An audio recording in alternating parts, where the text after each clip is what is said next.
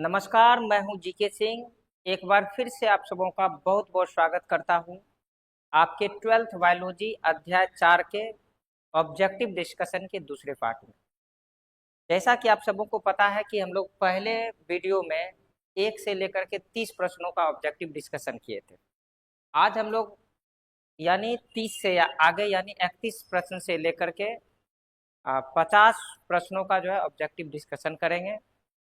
तो हम लोग चलिए शुरू करते हैं आज का जो पहला प्रश्न है उसकी ओर। ठीक है, हमारा पहला जो सवाल है ये बोर्ड पे लिखा हुआ है कि महिलाओं में शल्य क्रिया द्वारा, यहाँ पर जो लिखा है ये क्या लिखा है, शल्य क्रिया द्वारा बांध्याकरण की प्रक्रिया को कहते हैं। बांध्याकरण की प्रक्रिया को कहते हैं यानी जो फीमेल होता है उस फीमेल में, चूंकि पहला वीडियो में आप देखा होगा कि पुरुष में ये जो वास्ट डिफरेंस नली था उसको हमने काट करके बांधा था और उस प्रक्रिया का नाम दिया था नर नसबंदी, यानी अंग्रेजी में उसको बोलते हैं वैस्कोटोमी।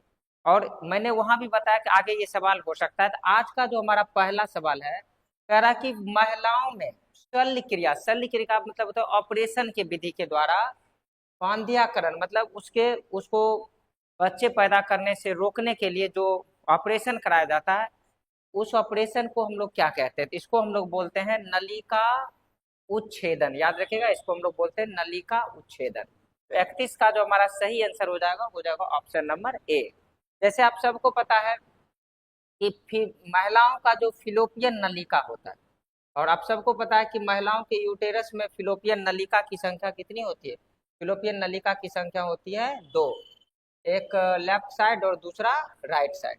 तो क्या किया जाता है, याद रखिएगा, यहाँ जो हमारा ये फिलोपियन नलिका है, यहाँ से इसको काट करके और इधर से भी इसको काट करके धागे से हम लोग इसको बांध देते हैं, ताकि अगर यूटेरस में स्पर्म की लैंडिंग होती है तो ये स्पर्म यहाँ ही रह जाएगा और ओवा यहाँ रह जाएगा, यानी स्पर्म और ओवा जो है परस्पर आपस में नहीं मिल पाएगा। तो इस क्रिया को नाम दिया जाता है मादा नसबंदी। अंग्रेजी में इसको बोलते हैं ट्यूबेकोटोमी। याद रखिएगा, इसको हम लोग अंग्रेजी में बोलते हैं ट्यूबेकोटोमी। लेकिन यहाँ पर हमारा सवाल क्या था कि महिलाओं में शल्य क्रिया द्वारा बांध्याकरण की प्रक्रिया को क्या कहते हैं। तो बांध्याकरण की प्रक्रिया में किस नली को बांधा जाता है काटकर, तो फिलोपियन ट्यूब को, हिंदी में बोलते हैं फिलोपियन नलिका को, इसलिए इसका नाम रखा गया है नलिका उच्छेदन। इसका नाम रखा गया नलिका उच्छेदन। तो 31 का जो हमारा सही आंसर हो जाएगा ऑप्शन नंबर ए हो जाएगा। चलिए अब हम लोग 32 प्रश्न की ओर चलते हैं। थोड़ा सा स्लाइड लग रहा है, ऊपर कट रहा है, उसे क्वेश्चन आप ध्यान से देख लीजिएगा। क्वेश्चन में पढ़ रहा हूँ, उसको देखिएगा ध्यान से। कहता है रविश, जिसका दूसरा नाम होता है कोलेस्ट्रॉम, में कई प्रकार की समाहित होती है जो नवजात शिशु को प्रतिरोधी क्षमता उत्पन्न करती है। तो ये किस प्रकार की काम करता है, जैसे मान लीजिए आपको बता दें कि जब कोई महिला बच्चे को जन्म देती है तो जन्म के तुरंत बाद माँ के स्तन से जो निकलने वाला गाढ़ा पीला दूध होता है उसको हम लोग बोलते हैं रविश या कोलेस्ट्रॉम। समझ रहे हैं, इसको हम लोग क्या बोलते हैं, रविश या कोलेस्ट्रॉम। ये बच्चों में किस प्रकार से लाभदायक होता है, तो याद रखिएगा ये बच्चों में प्रतिरक्षा यानी एंटीबॉडी तैयार करता है। तो आप एक चीज निश्चित रूप से ध्यान रखना कि अगर कोई बच्चा जन्म लेता है तो सबसे पहले उसे माँ का ही स्तन का स्तनपान कराना चाहिए, क्योंकि माँ के स्तन से निकलने वाला जो पहला गाढ़ा पीला दूध होता है जिसको हम लोग रविश या कोलेस्ट्रॉल के नाम से जानते हैं, यह बच्चों में क्या करता है, प्रतिरक्षा तंत्र तैयार करता है, एंटीबॉडी तैयार करता है, जिससे बच्चे भविष्य में भी किसी भी विभिन्न प्रकार की बीमारियों से लड़ने में सक्षम हो पाता है। तो 32 का जो हमारा सही आंसर हो जाएगा वो हो जाएगा ऑप्शन नंबर बी। 32 का जो हमारा सही आंसर हो जाएगा ये हो जाएगा ऑप्शन नंबर बी। चलिए नेक्स्ट सवाल हम लोग बढ़ते हैं 33 सवाल की ओर।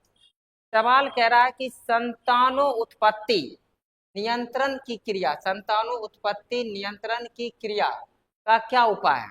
यानी अगर आप संतान उत्पत्ति करना चाहते हैं, सॉरी संतान उत्पत्ति को नियंत्रित करना चाहते हैं, जैसे मान लीजिए कोई व्यक्ति 2 बच्चे पैदा कर लिए, अब वो चाहते हैं कि फिर से हम तीसरा बच्चा पैदा ना करें, क्योंकि जनसंख्या भी हमारे पूरे भारत या पूरे विश्व के लिए एक अभिशाप बनता जा रहा है। तो संतान को कम करने के लिए, यानी 2 बच्चों के बाद अगर हम संतान उत्पन्न नहीं करना चाहते हैं तो इसके लिए क्या किया जा सकता है। तो इसके लिए आप क्या कर सकते हैं, हार्मोनल विधि का भी उपयोग कर सकते हैं। हार्मोनल विधि का मतलब होता है कि आप विभिन्न प्रकार के गर्भ निरोधी गोलियों का उपयोग करिए, और जब तक गर्भ निरोधी गोलियों का आप उपयोग करते हैं तब तक आप बच्चे पैदा महिलाओं में नहीं होगा। तो हार्मोनल विधि का भी उपयोग कर सकते हैं, प्राकृतिक विधि का भी उपयोग कर सकते हैं। यानी इसमें क्या होता है प्राकृतिक विधि में, कि जब मेल के पेनिस से स्पर्म निकलने लगता है तो उसको फीमेल के जननांग से बाहर रिलीज कराया जाता है, जिसको हम लोग प्राकृतिक विधि कहते हैं। यह भी क्या है, संतानों उत्पत्ति नियंत्रण का एक साधन है। यांत्रिक विधि का उपयोग कर सकते हैं, इसमें पुरुष जो है कॉन्डोम का उपयोग करते हैं, महिलाओं के लिए भी किसी बहुत सारे प्रॉपर्टी हो गया, लिम्फेस लूप हो गया, बहुत सारे यंत्र है जिसको हम लोग यांत्रिक विधि कहते हैं। यानी संतान को उत्पन्न होने से रोकने के लिए आप हार्मोनल विधि का भी उपयोग कर सकते हैं, प्राकृतिक विधि का उपयोग कर सकते हैं, और यांत्रिक विधि का भी उपयोग कर सकते हैं। यानी आपका 33 नंबर का हमारा जो सही आंसर हो जाएगा ऑप्शन नंबर डी हो जाएगा, यानी उपर्युक्त सभी या इनमें से सभी। तो 33 का हमारा सही आंसर हो जाएगा ऑप्शन नंबर डी। चलिए हम लोग नेक्स्ट सवाल यानी 34 नंबर पे बढ़ते हैं। आपको बता दें कि 11th क्लास का भी ऑनलाइन जो है वो शुरू होने वाला है। अगर कोई बच्चे 11th का है तो निश्चित रूप से उसको भी इस चैनल को सब्सक्राइब करने के लिए आप लोग बोल सकते हैं, और बहुत जल्द हम लोग जो है 11th क्लास का भी ऑनलाइन क्लास लेकर के आएंगे, और उसमें पहले थ्योरी डिस्कशन कराएंगे, फिर वहाँ पर ऑब्जेक्टिव का भी डिस्कशन होगा। चलिए अब हम लोग जो है 34 नंबर प्रश्न का डिस्कशन करते हैं। सवाल कह रहा कि यौन संचारित रोग क्या है। यौन संचारित रोग जिसको हम लोग STD यानी सेक्सुअल ट्रांसमिटेड डिजीज के नाम से जानते हैं। यानी यौन संचारित रोग वे रोग होते हैं जो असुरक्षित यौन संबंध स्थापित करने से महिला या पुरुष के जननांग में उत्पन्न होता है, जिसको कि हम लोग यौन संचारित रोग के नाम से जानते हैं। देखिए टीबी या खसरा ये दोनों यौन संचारित रोग नहीं है, टाइफाइड भी यौन संचारित रोग नहीं है, यानी ये भी गलत हो जाएगा, ये गलत हो जाएगा। इसका सही आंसर हो जाएगा गोनोरिया। यानी गोनोरिया जो है एक प्रकार का क्या है, यौन संचारित रोग है, समझे। और बाकी खसरा, टीबी और टाइफाइड ये बैक्टीरिया के द्वारा उत्पन्न होने वाला मनुष्य में बीमारियां हैं, ये यौन संचारित रोग नहीं है। चलिए हम लोग नेक्स्ट सवाल की ओर बढ़ते हैं। 35 नंबर हमारा सवाल है कि अंतःगर्भाशय तकनीक की औसत असफलता की दर क्या है। जैसे मान लीजिए कि किसी महिला में अंतःगर्भाशय तकनीक का उपयोग कर रहा है, यानी महिलाएं में क्या है कि मतलब इन विट्रो प्रोसेस के माध्यम से टेस्ट ट्यूब बेबी वाला जो बच्चा अगर उसमें उत्पन्न कराते हैं तो उसमें क्या करना पड़ेगा, अंतःगर्भाशय तकनीक का उपयोग करना पड़ेगा। तो अंतः जो गर्भाशय तकनीक है यानी डॉक्टर के द्वारा जायगोट को बाहर में बनाया गया और उस जायगोट को अब फीमेल के यूटेरस में स्थापित करना है। इसमें असफलता की दर कितनी होती है, ये सवाल पूछ रहा है। देखिए असफलता की जो दर होती है वो 4% होता है। यानी अगर डॉक्टर के द्वारा 100 इन विट्रो प्रोसेस किया जाएगा तो उसमें से 4 असफल रहेंगे और 96% चांसेस रहेगा कि ये सक्सेस कर जाए। तो यहाँ असफलता की दर पूछ रहा है तो याद रखिएगा 4%। अगर इसी को क्वेश्चन रिपीट करके पूछ दे सफलता की दर कितनी होगी तो क्या कितना बताएंगे, 96%। कितना बताइएगा, 96%। चलिए तो अगला सवाल हमारा है 35 नंबर, कह रहा है कि निम्नलिखित में से कौन सा यौन संचारित रोग है। देखिए यहाँ पर यौन संचारित रोग है सिफिलिस। कौन है, सिफिलिस। क्योंकि टाइफाइड, मलेरिया और हैजा ये बैक्टीरिया के द्वारा उत्पन्न होने वाले क्या है, संक्रमण रोग है। लेकिन यहाँ पर पूछ रहा है कोई यौन संचारित रोग, तो बहुत सारे यौन संचारित रोग का आप नाम याद रखिए, जैसे कि एड्स हो गया, सिफिलिस हो गया, गोनोरिया हो गया, समझे, लैंगिक मत्स्य हो गया, ये सब हमारा क्या है, यौन संचारित रोग। तो जब भी आपको पूछे तो याद रखिएगा सिफिलिस यहाँ पर ऑप्शन है, ऑप्शन नंबर बी जो इसका सही आंसर हो जाएगा। चलिए हम लोग अगला सवाल देखते हैं। 36 नंबर हमारा सवाल है कि भारत में प्रथम जनगणना कब हुई थी। आपको लग रहा होगा कि ये हिस्ट्री का सवाल पूछ दिया गया है, इसलिए ये सवाल इस चैप्टर में है क्योंकि जनसंख्या वृद्धि भी जो है जनन स्वास्थ्य को प्रभावित करती है। तो इसीलिए ये सवाल पूछा गया है कि भारत में प्रथम जनगणना कब हुई। तो इसका सही आंसर हो जाएगा 1851 ईस्वी, समझे। और सुन लीजिए ये कब हुआ, स्वतंत्रता प्राप्ति के बाद। अगर आप गूगल करोगे ना तो ये आंसर कुछ और भी दिखा देगा, क्योंकि अंग्रेज के भी समय में 2 बार जनगणना हुआ था। तो यहाँ क्वेश्चन तो पूछ रहा है कि भारत में प्रथम जनगणना कब हुआ, तो अंग्रेज वाला भी आ सकता है, लेकिन याद रखिएगा जब भारत आजाद हुआ तो पहली बार भारत सरकार के द्वारा जो जनगणना कराई गई थी वो कब कराई गई थी? 1851 ईस्वी में कराई गई थी। और इसमें एक चीज और याद रखिएगा, इसके बाद एक और काम किया गया था बायोलॉजी के क्षेत्र में, परिवार नियोजन, जो कि किया गया था 1954 ईस्वी में। इसको भी याद रखिएगा, लिख करके रख लीजिएगा। अगला सवाल देख ले, 38 नंबर, एक स्लाइड आगे आ गया। कह रहा कि उच्च मृत्यु दर के कारण जनसंख्या में तीव्र ह्रास, यानी तेजी से जो ह्रास हो रहा है, याद रखिएगा तेजी से जो, सॉरी कहाँ कहाँ स्लाइड भाग रहा। चलिए 38 नंबर हम लोग एक बार देख ले रहे हैं।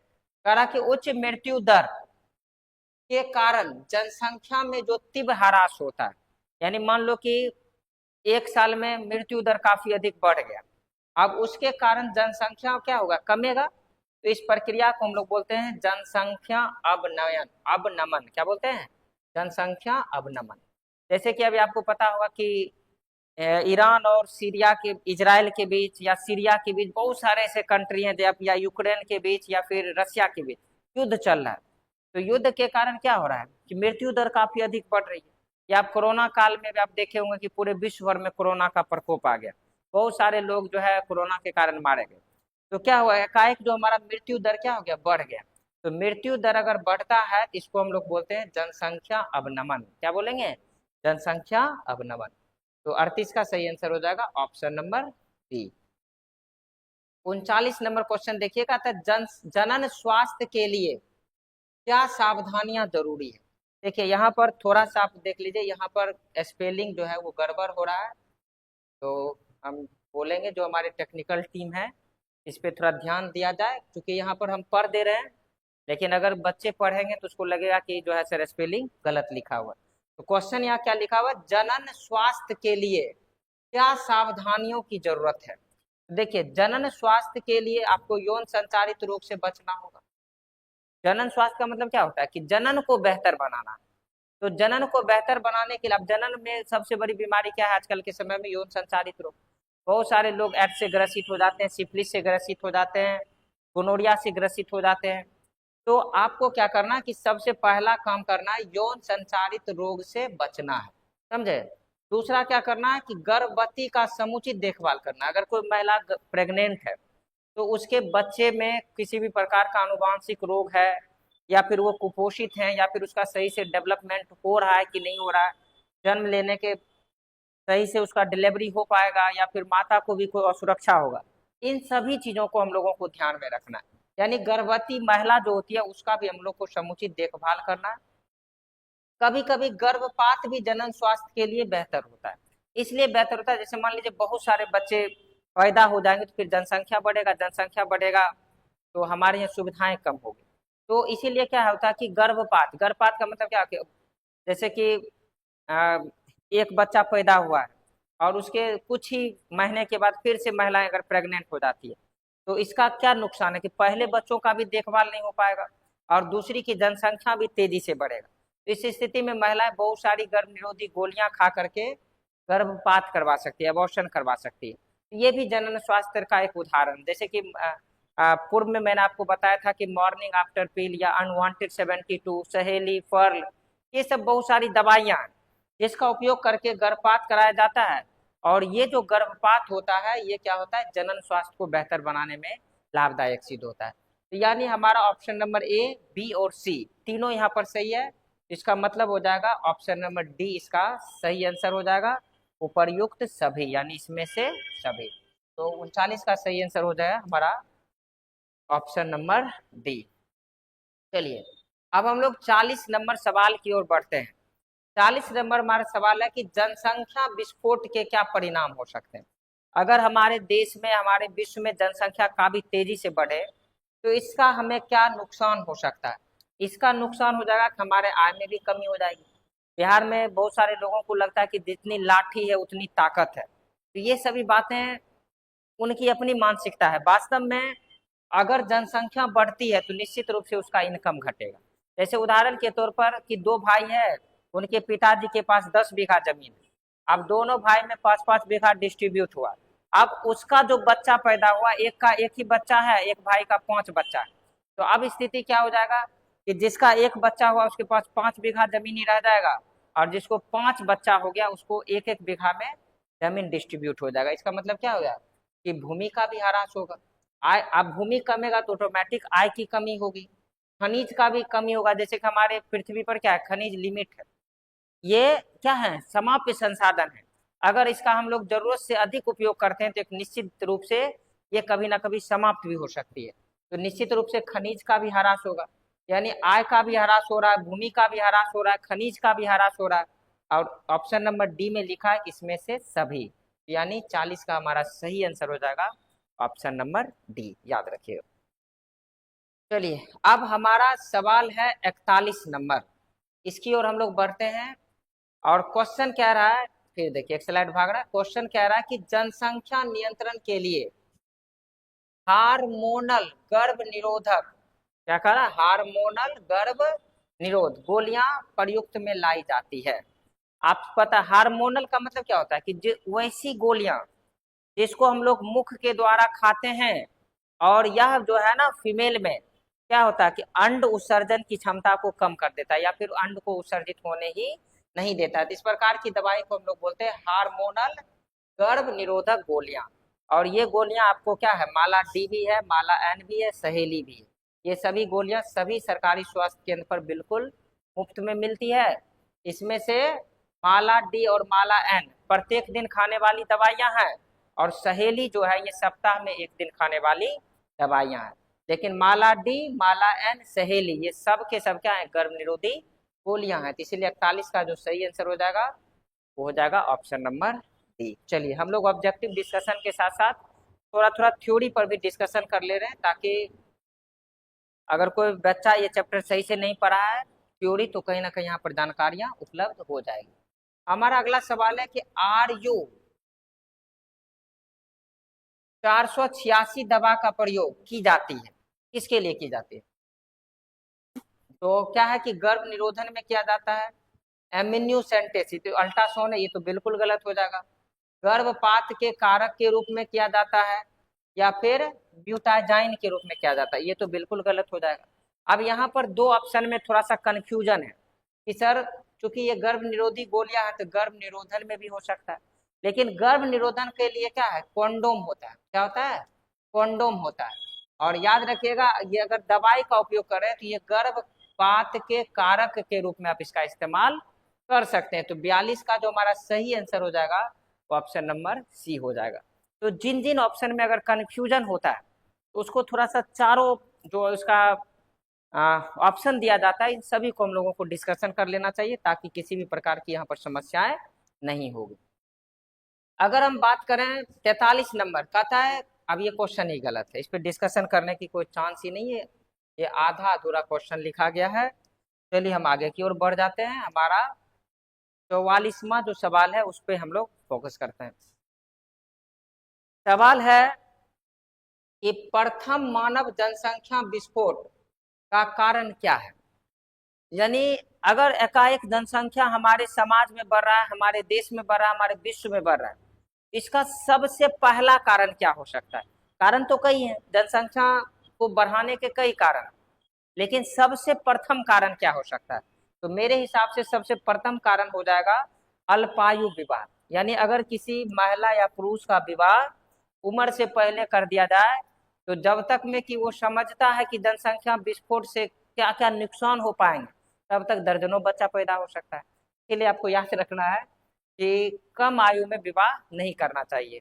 तो भारत सरकार के द्वारा भी विवाह की जो न्यूनतम आयु 21 वर्ष किया गया है, पहले ये 18 और 21 था, लेकिन वर्तमान समय में इसको 21 रखा गया, समझे ना। तो अल्पायु विवाह नहीं करना चाहिए, यानी एक मैच्योरिटी स्टेज के बाद ही पुरुष या महिला को विवाह करना चाहिए, ताकि इससे जनन स्वास्थ्य भी बेहतर होगा, और जो नई संतति जन्म लेगा उसका पालन पोषण भी सही से हो पाएगा, और जनसंख्या को भी नियंत्रित किया जा सकता है। तो ये चीज को आप लोगों को ध्यान रखना है। तो 44 का सही आंसर हो जाएगा ऑप्शन नंबर सी। चलिए हम लोग नेक्स्ट प्रश्न की ओर बढ़ते हैं। कहता कि मादा में मुख्य गर्भ निरोधक, क्या करा, मादा में जो मुख्य गर्भ निरोधक है वो किसको रोकती है? तो याद रखिएगा ये अंडो उत्सर्ग को रोकती है। अभी इससे पहले भी मैंने डिस्कस किया था कि जैसे माला डी हो गया, माला एन हो गया, पर्ल हो गया, सहेली हो गया, ये सभी के सभी क्या है, एक प्रकार का मुख के द्वारा खाए जाने वाली गर्भ निरोधी गोलियां।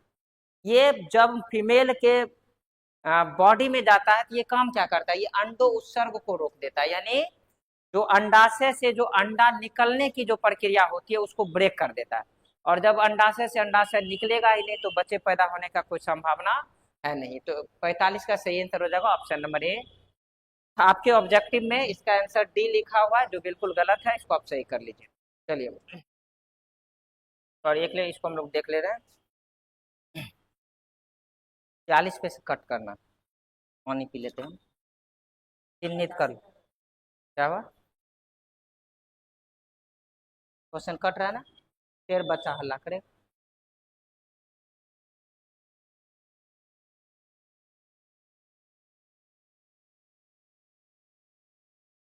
क्वेश्चन भी कट रहा है फ्रंट पे।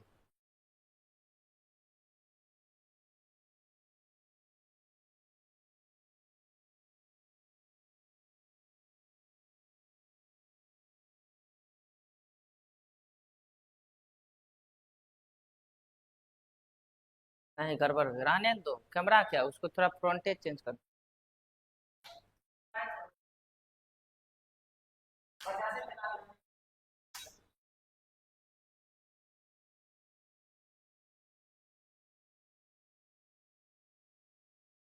देखना कमेंट में लिखबे करेंगे।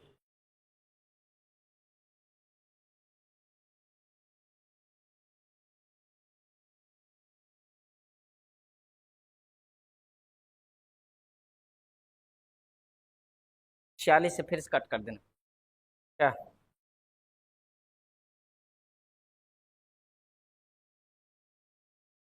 चलिए अब हम लोग चलते हैं नेक्स्ट प्रश्न यानी 46 नंबर। क्वेश्चन कह रहा है कि निम्नलिखित में से कौन सी जन्म नियंत्रण की प्राकृतिक विधि नहीं है।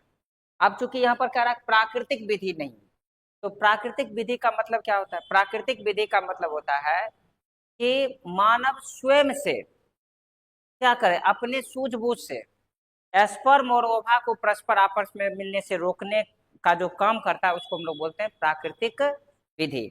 अब इसमें कह रहा है प्राकृतिक विधि नहीं, पहला ऑप्शन क्या करा, बाह्य रसखलन, ये प्राकृतिक विधि है। आपको थ्योरी में मैंने आपको बताया होगा कि जब कॉपुलेशन की क्रिया के दौरान पेनिस से स्पर्म निकलने लगे तो पेनिस को क्या करना, बाह्य जननांग से बाहर निकाल लेने की जो प्रक्रिया होती है उसको बोलते हैं बाह्य रसखलन, जो कि एक प्राकृतिक विधि है। चूंकि यहाँ कह रहा प्राकृतिक विधि नहीं है तो इसका मतलब ये हमारा गलत हो गया। दूसरा है आवधिक संयम, यानी संयम का मतलब वही हुआ कि स्पर्म और ओवा को संयम से आपस में मिलने देना नहीं है, ये भी प्राकृतिक विधि है, इसका मतलब ये भी गलत हो जाएगा। ऑप्शन नंबर सी है वैस्कोटोमी, जिसमें कि शल्य चिकित्सा द्वारा यानी मेडिकल साइंस के द्वारा, डॉक्टर के द्वारा या प्रशिक्षित नर्स के द्वारा महिलाओं क्या करा, वैस्कोटोमी यानी पुरुष में जो नर नसबंदी कराई जाती है उसको हम लोग बोलते हैं वैस्कोटोमी। तो ये हमारा क्या हो गया, ये हो गया हमारा कृत्रिम विधि, ये क्या हो गया, कृत्रिम विधि। तो यहाँ पर चूंकि प्राकृतिक विधि ये नहीं हुआ है तो यही हमारा हो जाएगा इसका आंसर। तो चूंकि आप सुन लीजिए क्वेश्चन क्या कह रहा था कि प्राकृतिक विधि नहीं है, तो इसका मतलब कौन सा निम्नलिखित में से कृत्रिम विधि है, यहाँ जो वैस्कोटोमी है ये कृत्रिम विधि है, तो यही हमारा इसका सही आंसर हो जाएगा। तो 46 का सही आंसर हो जाएगा ऑप्शन नंबर सी। 43 नंबर सवाल देख रहे, कहता निम्नलिखित में से कौन सा वायरस जनित रोग है। देखिए वायरस जनित रोग फ्लू भी है, पोलियो भी है, एड्स भी है, इसका मतलब उपर्युक्त सभी। याद रखिएगा यहाँ जितना भी तीनों ऑप्शन है सब वायरस के द्वारा उत्पन्न होने वाले रोग हैं, फ्लू पोलियो एड्स ये सब के सब वायरस के द्वारा उत्पन्न होता है, इसीलिए 47 का जो सही आंसर हो जाएगा ऑप्शन नंबर डी हो जाएगा।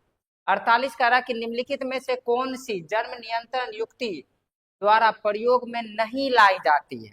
अब क्या कह रहा है फिर से सुन लीजिए कि निम्नलिखित में से कौन सी जन्म नियंत्रण युक्ति स्त्री द्वारा, देख रहे क्या लिखा रहा, स्त्री द्वारा प्रयोग में नहीं लाई जाती है।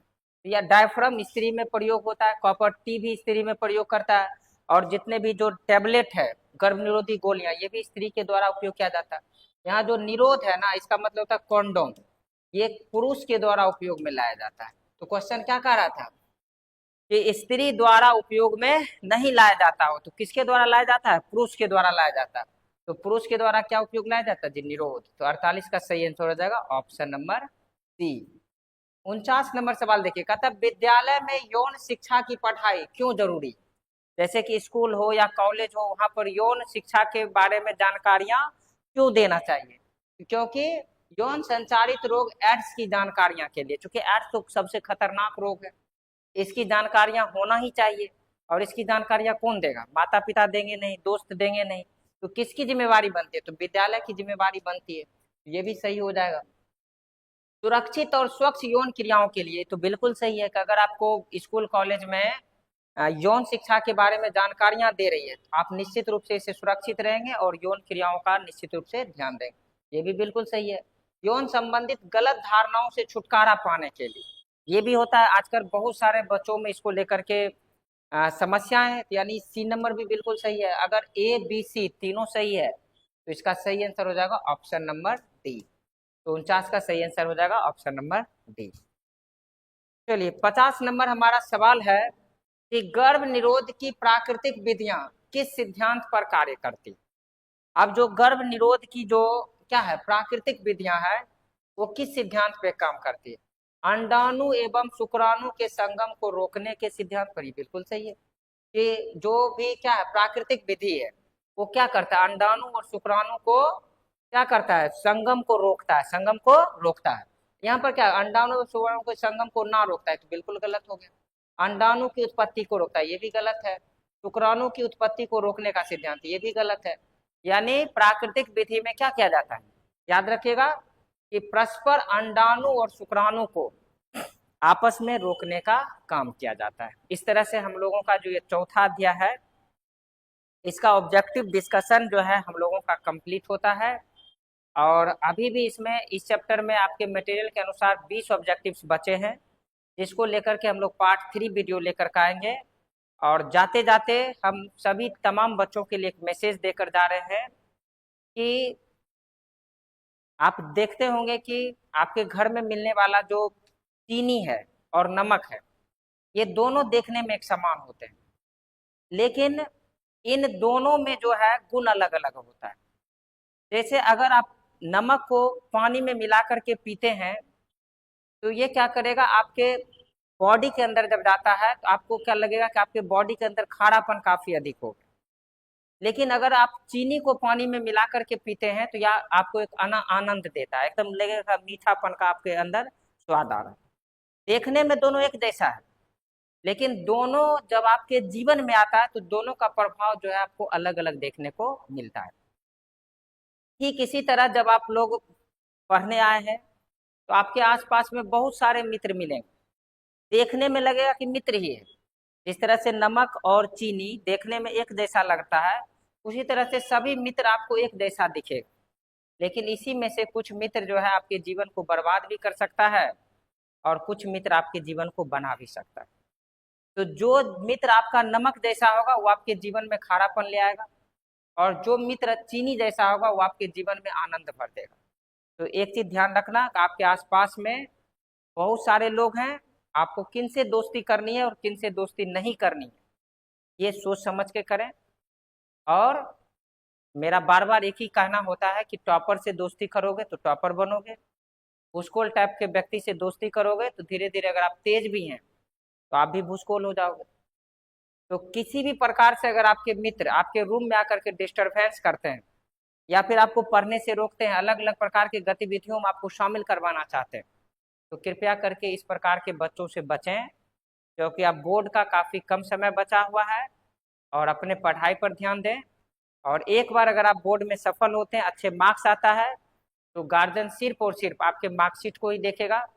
मैट्रिक की परीक्षा में आपने कितना नंबर लाया था वो गार्जियन भूल चुका है, और अगर इंटर में खराब नंबर आ गया तो पूरे समाज में आपको बेइज्जती होगा ही। आपके माता पिता जो मैट्रिक में पूरे आसपास में घूम घूम करके जो भाषण दिए थे कि मेरे लड़का बहुत पढ़ने में तेज है, इसको बड़े बड़े कोचिंग सेंटर में डालें, सभी चीजें पानी में मिल जाएगी। इसीलिए फिर से आपको एक बार मौका है और इस परीक्षा की कसौटी पर आपको उतरना है और फिर से टॉपर बन के दिखाना है। फिर से हम मिलते हैं आपके अगले वीडियो में। तब तक के लिए आप लोग अपना विशेष ध्यान रखिए, पढ़ने पर मन लगाइए। जय हिंद।